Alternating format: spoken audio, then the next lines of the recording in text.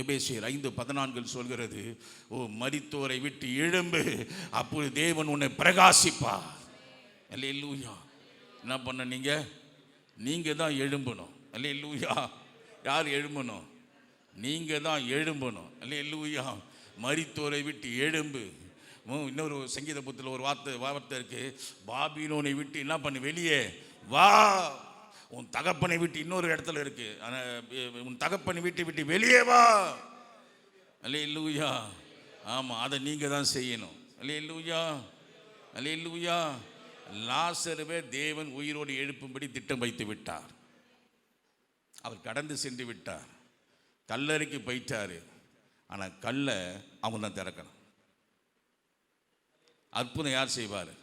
அவர் செய்வார். கல்லை யார் திறக்கணும்? ஆமாம், யாருக்கு அற்புதம் வேணுமோ அவங்க தான் திறக்கணும். அப்போ என்ன அர்த்தம்னா, நீங்கள் தேவனுடைய வார்த்தையை விசுவாசிக்கணும். உங்கள் விசுவாசம், அவர் வல்லமை ரெண்டும் ஒன்றா சேரும்போது அற்புதம் உங்கள் வாழ்க்கையில் நடக்கும். அல்லேலூயா.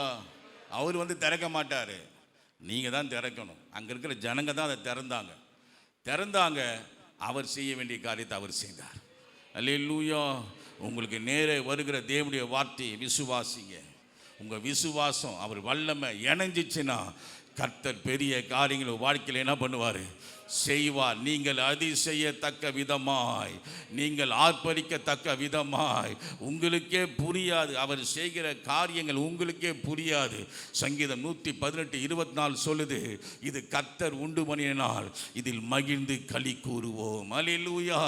இந்த நாள் கர்த்தர் உங்களுக்கு உண்டு பண்ணின நாள், இவற்றில் ஒருவர் வருத்தமாக இருக்கக்கூடாது. ஆண்டவரே சொல்றாரு, இந்த நாள் தேவன் நமக்கு நியமித்து இருக்கிறார், அதை அவர் உண்டு பண்ணி இருக்கிறார். இவற்றிலே புலம்பல் இருக்கக்கூடாது, வேதனை இருக்கக்கூடாது, அழுகை இருக்கக்கூடாது, கண்ணீர் இருக்கக்கூடாது. தேவன் சொல்றார், இந்த நாள் நான் உனக்கு உண்டு பண்ணி இருக்கிற நாள், இவற்றிலே மகிழ்ந்து களி கூறு. மகிழ்ந்து களி கூறு. கர்த்தர் பெரிய காரியங்களை செய்யும்படி உன் வாசல் மட்டும் வந்திருக்கிறார். உன் வாசல் மட்டும் வந்திருக்கிறார். உன் கதவை தர, உன் வாழ்க்கையில பெரிய காரியம் செய்யும்படியாக தேவன் வந்திருக்கிறார். அல்லேலூயா. அல்லேலூயா. அல்லேலூயா. நீங்க இது நடக்கணும், இது அம்மா நடக்கும், அதை நடக்கணும் அப்படின்னு அவர் ஒன்றும் நீங்கள் எதிர்பார்த்து தான் செய்யணும் அவசியம் இல்லை, அல்லது உங்கள் விசுவாசத்தின் அளவின்படி தான் செய்யணும் அவசியம் இல்லை. இயற்கைக்கு மேலாய் செய்கிறவர் நாம் ஆராதிக்கிற தேவன். சங்கீதம் 102 சொல்லுது, அதை வாசித்தீங்க. 102. மகிழ்ச்சியோட கர்த்தருக்கு ஆராதனை. எப்படி ஆராதனை செய்யணும்? இங்கே தேவ சமூகத்தில் நீங்கள் எப்போ வந்தாலும் பிரச்சனை இருக்கட்டும், அதையெல்லாம் தூக்கி செருப்பு கழட்டும் போது கழட்டி விடுங்க. ஏன்னா நீதிமொழிகள் 17:22 சொல்லுது, மன துக்கம் உங்களுடைய எலும்புகளை உலர பண்ணும், மன மகிழ்ச்சி நல்ல மருந்து, மனம் முறிவோ முறிந்த ஆவியோ எலும்புகளை உலர பண்ணும். மன மகிழ்ச்சி நல்ல மருந்து. அல்லேலூயா. இந்த மன மகிழ்ச்சியை பரிசுத்த ஆவியானவர் உங்களுக்குள்ளே அப்படியே ஊற்றை போல சுரக்க பண்ணுவார். இயேசு கிறிஸ்துவை ஆனந்த தைலத்தினால் அபிஷேகம் பண்ணின ஆவியானவர். பாட்டு கேட்டாலே ஒரு பாட்டு, அசைவாடும் என் மேலே அனலூட்டும் எனக்குள், அவர் மேலே அசைவாடி கொண்டிருக்கிறார். ஆனந்த தைலத்தினால் இயேசு ராஜாவை அபிஷேகம் பண்ணின அதே பரிசுத்த ஆவியானவர். எபிரேயர் 1:9 சொல்லுது, அவர் அக்கிரமத்தை வெறுத்து நீதியை விரும்பினார், ஆனந்த தைலத்தினால் அவரை அபிஷேகம் பண்ணினீர் அப்படின்னு எழுதப்பட்டிருக்கும். அல்லேலூயா. அந்த ஆனந்த தைலமாக இருக்கிற பரிசுத்த ஆவியானவர் அல்லேலூயா ஆலயத்தில் அசைவாடி கொண்டிருக்கிறார். அல்லேலூயா. இதை நீங்கள் விசுவாசித்தீங்கன்னா இதை நீங்கள் பெற்றுக்கொள்ளுவீங்க. இந்த உணர்வோடு உள்ளே வாங்க. இந்த உணர்வோடு உள்ளே வந்தால் தான் வெளியே போகும்போது அல்லேலூயா நீங்கள் வந்த விதமாக போக மாட்டீங்க. பிரச்சனை நீங்கள் மறக்கிற வரையும் அது மாறாது. பிரச்சனை மறக்கிற வரையும் மாறாதுங்க. பிரச்சனையை மறக்கணும். அது நம்மால முடியாது, இயேசு ராஜாவால் முடியும். அப்படி ஆவி நமக்குள் இருக்க அவரால் முடியும். அல்லேலூயா. யோசேப்பு சொன்னார், என் தகப்பன் வீட்டு நடந்த அந்த வேதனையை மறக்க பண்ணினார். நீங்கள் ஆதியாகமம் 41 51 52 நினைக்கிறேன். யோசேப்பு என் வருத்தம் யாவையும் என் தகப்பனுடைய குடும்பம் என் தகப்பன் குடும்பத்தில் செய்த அந்த வேதனை யாவையும் நான் மறக்கும்படி தேவன் பண்ணினார் என்று சொல்லி, ஆமென், தேவன் அதை மறக்க பண்ணினார் என்று சொல்லி மனாசே என்று தன் மூத்த பிள்ளைக்கு பேர் வச்சார். அல்லேலூயா. மறக்கணும். அதை நீங்கள் தான் செய்யணும். அதற்கு தேவன் உதவி செய்வார்.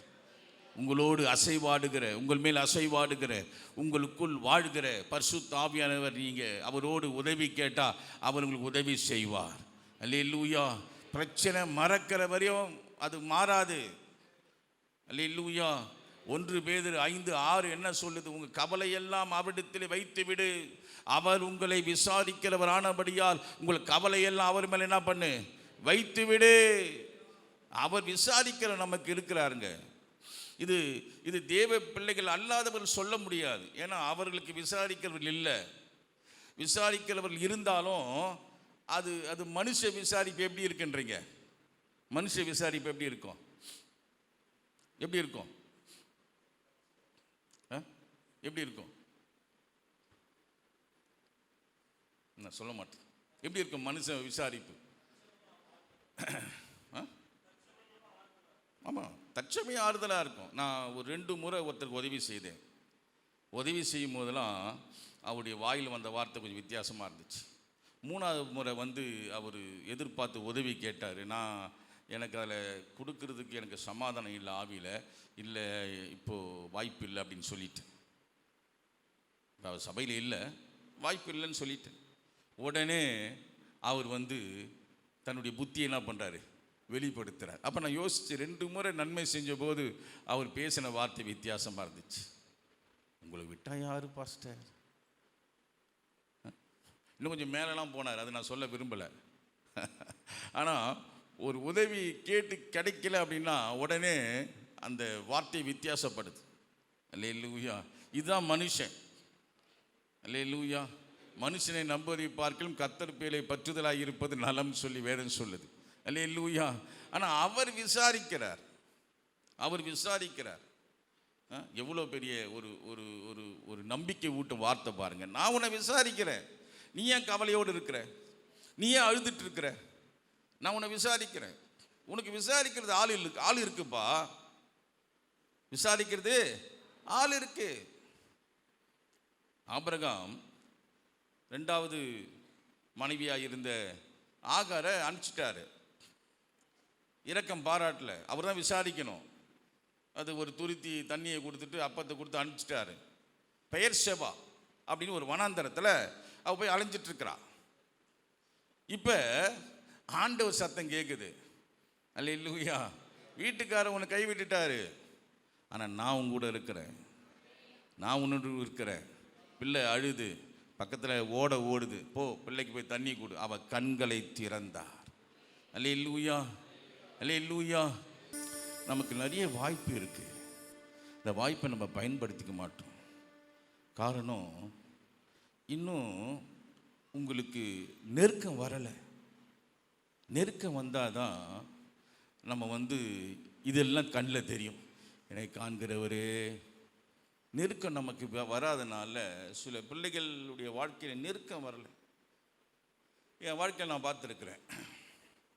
ஒன்றுமே இல்லை, அப்படியே வண்டி அமைதியாக போயிட்டுருக்கு, எந்த டிராஃபிக் ஜாமும் இல்லைன்னா என் ஜபம் நீங்கள் பார்த்தீங்கன்னா வேகமாக ஒரு டைமிங் கம்மியாகும். 2வது ஒரு பாரமே இருக்காது. உப்பு இல்லாத சாப்பாடு போல இருக்கும் நினச்சி. ஆனால் ஒரு டிராஃபிக் ஜாமில் ஆண்டரை கொண்டு போய் விட்டுட்டாருன்னு வச்சுங்களேன், ஒரு டிராஃபிக் ஜாமில் விட்டுட்டாரு அப்படின்னு வச்சுங்களேன், அந்த ஜபமே எப்படி இருக்குன்னு தெரியுமா? அல்லேலூயா. அந்த ஜபமே எப்படி இருக்குன்னா கண்ணீர், அப்படியே அடி வயிற்றிலிருந்து வரும் சத்தம், அப்படியே அடி வயிற்றிலிருந்து வரும். ஏன்? பிரச்சனை வந்துடுச்சு, பிரச்சனை வந்துடுச்சு, போராட்டம் வந்துடுச்சு. அப்படியே கண்களில் தண்ணி ஊற்றும். எங்கடா போச்சு இந்த கண்ணீர்லாம் அப்படின்னா, அப்போ எப்படி இருந்துச்சு? அமைதியான பாதையில் எந்த காற்றும் வீசலை, அப்படியே அமைதியாக போயிட்டு இருந்துச்சு. ஒரு ரிலாக்ஸ், நல்ல லைஃப் செட்டிலு, நல்ல வருமானம், ஒரு நல்ல வேலை, அப்படியே அப்படியே போயிட்டுருக்கு. அதனால் நமக்கு தேவனுடைய மகத்துவங்கள் தெரியல, தேவனுடைய அருமை தெரியல, தேவன் நமக்கு வைத்திருக்கிற வாய்ப்புகள் தெரியல. அல்லேலூயா. ஆமாம், முற்புறத்திலும் பிற்புறத்தில் நெருக்கும் போது தான் அல்லேலூயா, அப்போ தானே வயிறெல்லாம் உள்ளே போவோம். முற்புறத்திலும் பிற்புறத்திலும் நெருக்கும் போது தான், அப்போ தான் இயேசுவே இயேசுவே டீ கொடுங்க, நீங்க மட்டும் போதுமே, வாழ்ந்திடுவேன் வாழ்ந்திடுவேன்.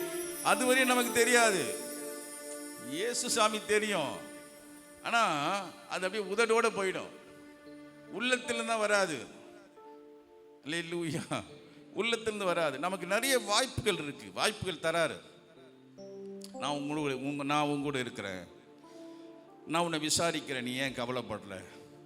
உன் கவலையெல்லாம் என் மேலே வச்சுட்டு நீ என்ன பண்ணு? மகிழ்ந்து களிக்கூறு, மகிழ்ச்சியோடு ஆராதனை செய், ஆர்ப்பரித்து துதி, மனமகிழ்ச்சியாய் என்னை தேடு அப்படின்னு சொல்றாரு. நமக்கு அது புரியவே மாட்டுது. இப்ப புரியாதவங்களை என்ன பண்றது? புரியாதவங்களை என்ன பண்றது? அல்லேலூயா. அப்ப புரியாதவங்களுக்கு என்ன பண்ணணும்? புரிய வைக்கணும். புரியாதவங்களுக்கு புரிய வைக்கணும். ஒருத்தருக்கு தேவனுடைய வார்த்தையை சொன்னேன், இப்போ இல்லை, அது கொஞ்சம் சென்னையில் தான். அவருக்கு சொன்னால் ஏற்றுக்கவே இல்லை, புரியவே இல்லை. அவர் சில மாதங்கள் கழித்து பார்த்தா மொட்டை போட்டுங்கிறார். மொட்டை, ஹாஸ்பிட்டலில் இருக்கிறார், மொட்டை போட்டுக்கிறார். அப்போ அவர் என்ன சொன்னேன், ஆமாம் பாஸ்டர், நீங்கள் சொல்கிறதெல்லாம் சரி பாஸ்டர். முடி